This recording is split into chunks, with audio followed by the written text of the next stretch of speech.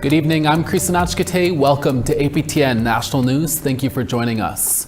The search continues in Kenora, Ontario for the remains of a missing 21-year-old man. On November 3rd, Ontario Provincial Police in Kenora confirmed Mackay Pelly Scott of Grassy Narrows First Nation is deceased. One person has been arrested and charged in connection with the investigation. Pelly Scott was reported missing on Sunday, October 26th. He was last seen between October 10th and 12th in Kenora. Following an investigation, Pelly Scott was confirmed to be deceased. 24-year-old Terrence Cherry of Kenora was arrested and charged with indignity to a dead body.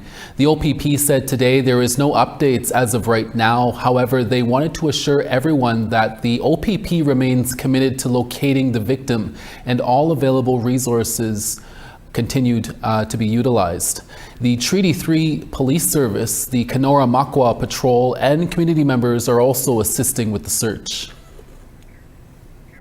The Ontario Provincial Police have renewed their offer of a $100,000 reward for tips leading to the arrest and conviction of whoever is responsible for the death of 21-year-old Loni Chum. Chum died on November 7th of 2023 after she was involved in a hit and run in the Moose Cree First Nation in Ontario. Still to this day, no arrests have been made. Here's an update. It has now been more than 2 years since Loni Chum's death. On the 2-year anniversary, Loni Chum's family and supporters held a remembrance walk for her in the community, with people calling for justice for Loni. Chum was found with critical injuries on Jaban Street in Moose Factory, a part of the Moose Cree First Nation. The OPP believes Chum was struck by a pickup truck at around 3 a.m. on November 7th of 2023. She was taken to hospital, but she later died of her injuries. 1 week later, the OPP released these images of 2 pickup trucks seen in the area in the morning Chum was killed. A red pickup truck at 2:40 a.m. and a dark-colored pickup truck at 2:50 a.m. The OPP believes one of the vehicles was involved in Chum's death. The $100,000 reward for tips that can lead to an arrest is still being offered. Both the Government of Ontario and the Moose Cree First Nation leadership offered money for the reward.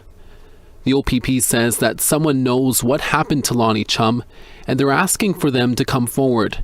APTN News previously interviewed Loni's father last year. At the time, he said the community knows who did it and is disappointed that the case hasn't been solved yet. The chief of a Dakota Nation in southwestern Manitoba has been arrested and charged with a historical sexual assault. Manitoba RCMP announced the charges on Monday, just days before the election in Sioux Valley, Dakota Nation. RCMP say on May 5th, 2025, Verdun RCMP received a report of a sexual assault that occurred in 1984 in a community in western Manitoba. The female victim advised police that the assault took place when she was a teen under the age of 16. The male suspect at the time was 24 years of age. RCMP say after an extensive investigation, 65-year-old Vincent Takan was arrested last Wednesday on November 5th and charged with sexual assault. RCMP are not releasing the name of the victim or where the assault took place to protect her identity. Takan has served numerous terms as chief of Sioux Valley, Dakota Nation, roughly 250 kilometers west of Winnipeg. Takan denies the allegations. He is seeking re-election in Thursday's election. A constable with the Winnipeg Police Service has pled guilty to numerous charges, including committing an indignity to a human remains. He was first charged along with 2 other officers in November of last year and again this past August following a 16-month investigation that began in April of last year. A member of the Winnipeg Police Service for more than 2 decades, Elston Bostock, pled guilty last Friday in a Manitoba court to offenses involving corruption and sharing confidential police information. He also admitted to taking a photo of a recently deceased partially nude woman after she died from a fentanyl overdose. He sent the photo and remarks about her body to other officers. Bostock still faces drug charges in federal court. In a public statement, Winnipeg Police Chief Gene Bowers said Bostock's guilty plea was a dark day for the force and that there is, quote, no place for individuals like this within our organization. Bostock remains suspended from the force without pay. He is scheduled to be sentenced in January. On Monday, Samuel Bird was laid to rest. He is the 14-year-old youth whose body was found west of Edmonton in rural Alberta last month, after he had been missing for 4 months. Before his funeral, dozens of supporters of Samuel Bird and his family were at the Court of King's Bench in Edmonton for a bail hearing for Brian Farrell. He has been charged with second-degree murder, interfering with a body in relation to a homicide, and other charges. And for the second time, his bail hearing has been rescheduled, this time to December 17th. Supporters said they felt frustrated with the delays. They also held a moment of silence for Samuel. The emotions are intense and deep, but we are strong, and that's what we got to do. We got to be strong. We got to be strong for Samuel, and we're here for the family to support Samuel Bird and everybody. This is the reason why we're here. There was a special candlelight ceremony in Yellowknife over the weekend to honor veterans who bravely served in both World Wars, Korea, in peacekeeping missions, and other conflicts around the world. APTN Charlotte Mort Jacobs is back and brings us this report. It's a somber night in Samba Cay, Northwest Territories. A crowd gathers for a ceremony honoring Dene, Métis, and Inuvialuit who served. So many veterans' graves surround us. On October 30th, the head of Canada's military formally apologized to the Canadian Armed Forces for the service's history of racist discrimination. It was a tough time. I served from 83 to 93. There was a lot of racism, and that's one of the reasons why I departed. The recent apology I attended, and it was meaningful to hear the Chief of Defence Staff apologize, and she was very moved by it. I was moved by it, and it's just I saw that as a gesture of reconciliation. Olone says it's been an emotional week. I've lost friends. And, I think of heroes like Tommy Prince. I served in his unit, but as we're leading up to the 11th, I think about some of the friends that I've lost, and, I'll think about them. I just want to say that, sometimes veterans can struggle leading up to Remembrance Day. The universal symbol of remembrance has also recently been expanded to acknowledge diverse cultural identities within the forces. This year, the Canadian Armed Forces did update the policy on wearing poppies with the military uniform, allowing members the choice to wear an Indigenous designed poppy. So for me, I wanted to recognize some of the local Indigenous cultures with a sealskin poppies. Over 80 veterans have been laid to rest here in the Field of Honor, Lakeview Cemetery, Yellowknife. But for veteran Floyd Powder, he's still working to locate and mark the grave sites of veterans. I would like to speak about Augustin Nialty Bolio, a Métis veteran from Fort Resolution who served with the Canadian Scottish Regiment during the Second World War. Bolio received a headstone 2 years ago. Now his grandkids are honoring his legacy at today's ceremony. To them we pledge, amid the winds of time. Northern youth play an important role in remembrance, with cadets helping with seasonal cleanup and maintenance in the Field of Honor. We currently have candles on all the headstones. It's a very significant thing to honor Indigenous veterans and veterans in general. Charlotte Mort Jacobs, APTN National News, Yellowknife. A new addiction services center recently opened in Thunder Bay. Our Mike McDonald is up next with that story. Stay with us.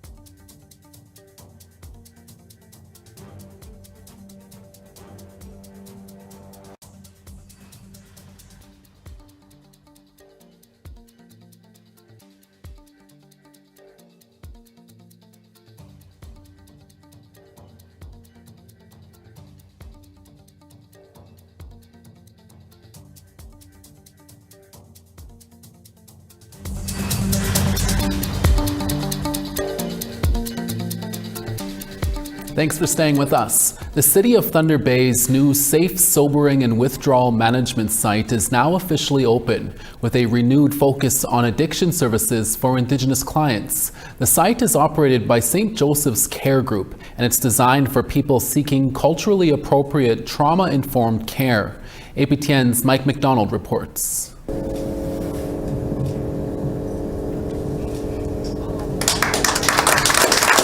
Mino Ginawenjigewin, or the act of caring for people in the Anishinaabe language, is the name gifted to the safe, sobering, and withdrawal management site operated by St. Joseph's Care Group in Thunder Bay.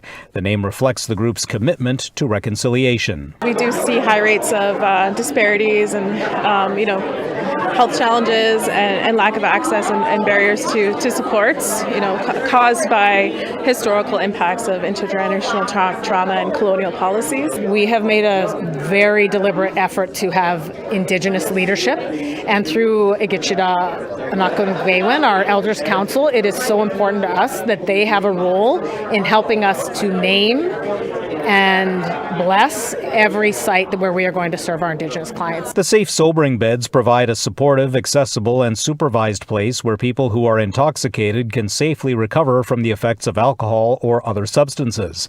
Larrabee says a number of cultural supports will be available to clients. We have a culture practitioner as well as an Indigenous health associate. So their roles are particular. The culture practitioner is bringing that on-site medicine, care and support.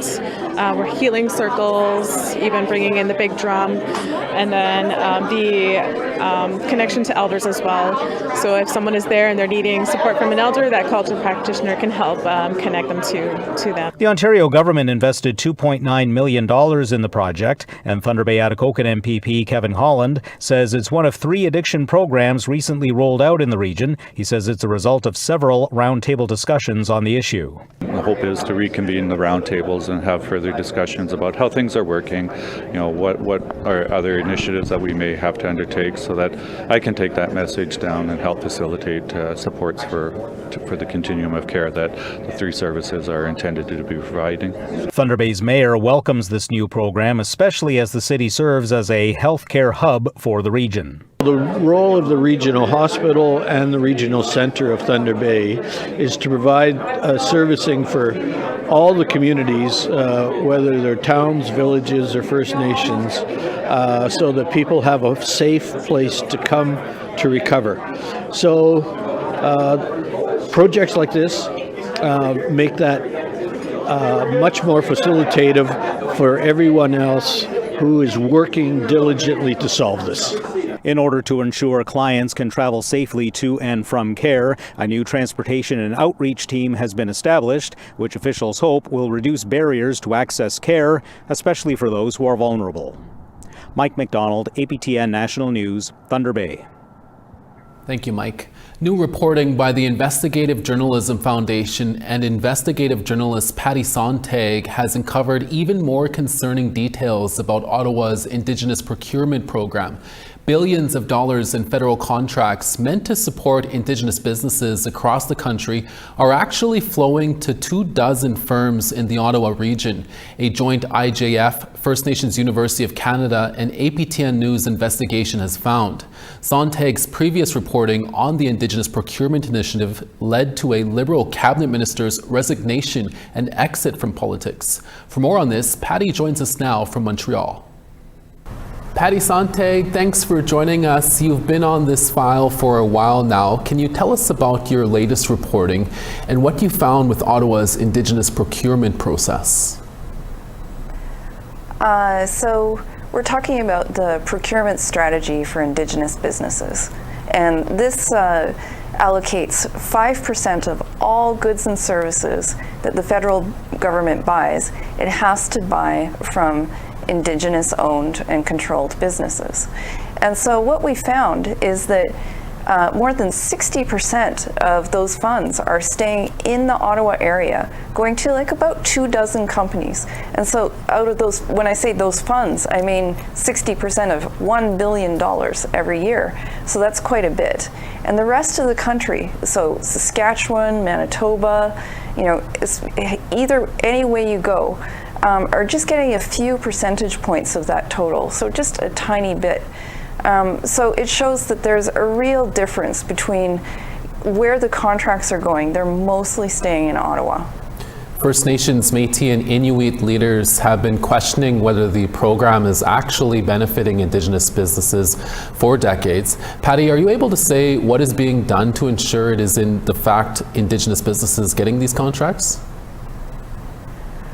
Well, that process is up in the air right now of verifying which companies are Indigenous. So right now, it's Indigenous Services Canada that does that verification. But Minister Gull Masti and her team are looking into handing that over to Indigenous control. We don't really know more than that. As pointed out in your reporting, there is going to be a major surge in spending by the federal government on major projects. Do you expect this pattern of Ottawa area businesses benefiting to continue? Well, I can't predict either way, but Veldon Coburn, who is a professor here at, or associate professor at McGill University, did say that he was concerned that that's exactly what's going to happen, yeah. And as mentioned, Patty, you've been working on these Indigenous procurement stories for a while now. Is there more of these stories to come? Yeah, there is. I think this is going to be one of the files I and other journalists will be looking at for quite a while. You know, it came up with GC Strategies and the ArriveCan scandal, but there's a lot more to unpack and think about when we think about federal contracting, especially since we are going to see this major surge in contracting. And for our viewers, you can read more about this story by going to our website at aptnnews.ca. Patty, thanks for speaking with us, and thank you for all of your reporting on this. Thanks so much for having me. Photo of the day and weather is up next. Plus, we'll tell you about a new book about the 60s scoop. We'll be right back.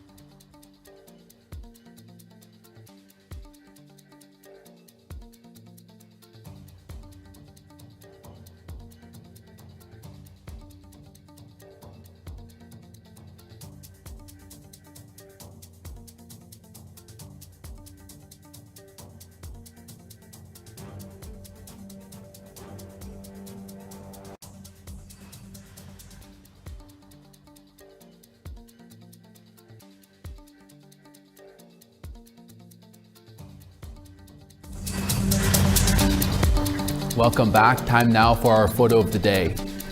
Today's photo of the day comes from Jennifer of the Anishinaabe Whispering Giant in Winnipeg Beach, Manitoba. Super neat photo, Jennifer. Thanks for sharing.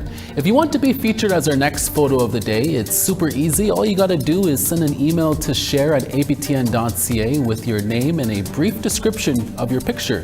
Time now for tomorrow's weather forecast. In Fredericton, 12, Charlottetown, showers and 16. Cartwright, 4, Nain, 3 and showers. Saguenay, -1, Quebec City, 0. Sarnia, 4, Toronto, 3. Timmins, -1, Sioux Lookout, 0. Puckadowagan, +1, Thompson, +1. Sunny and Gimli at 4, Dauphin, 3 and sunny. Swift Current, partly cloudy and 4, Regina, 5. Meadow Lake, 5, Larange, sun's out there in 3. +7 in Grand Prairie, Fort McMurray, 2. 12 in Lethbridge, Calgary, 8. 8 in Kamloops, Campbell River, 7. Fort Nelson, cloudy and 2, Smithers, 5. -2 in Whitehorse, Mayo, -9. -5 in Wati, Fort Simpson, -6. -14 in Saxe Harbor, Tuktoyaktuk, -6. -1 in Baker Lake, Chesterfield, 0. And Iqaluit, 0. Igloolik, -5.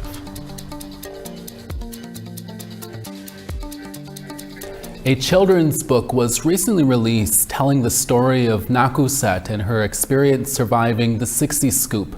Nakuset is a well-known Montreal Indigenous rights activist. Her book is a story about loss and how love reconnected her to her sister that she was separated from as a child.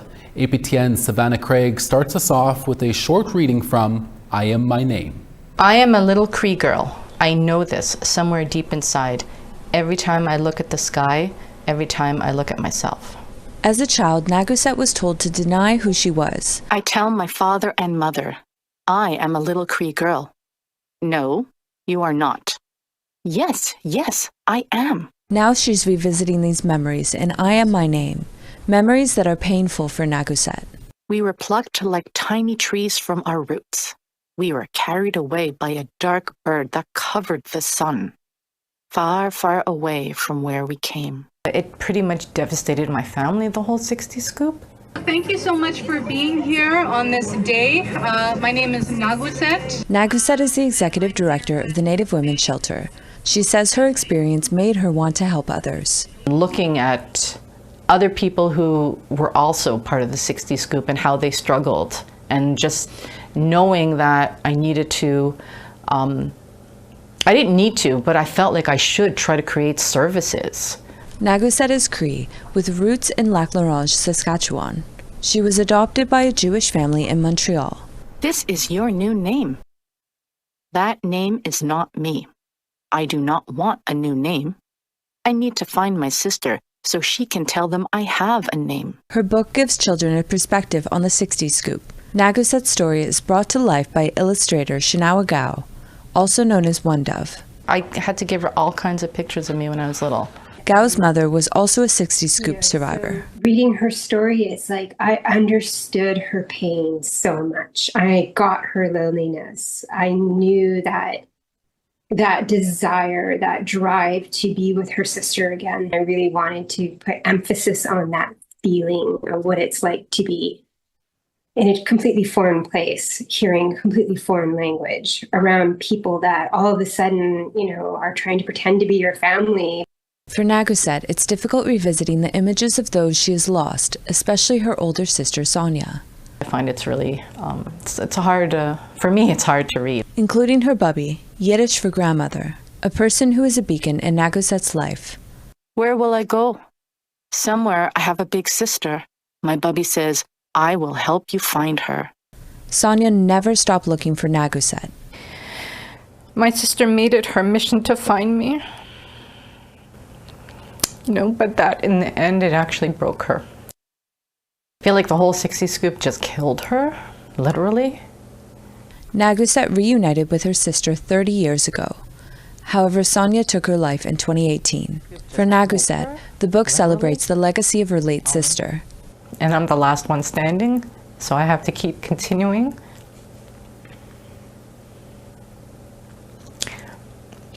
And the book's dedicated to her and my puppy. So I hope for others who read it, it brings healing. The book can be purchased at Indigo or on Amazon. Savannah Craig, APTN National News, Montreal. Thank you, Naguset, for your story. And that's all the time we have for this Monday, November 10th. Our TR Wheatley is back tomorrow for a special Remembrance Day and Indigenous Veterans Day show. Please join us then.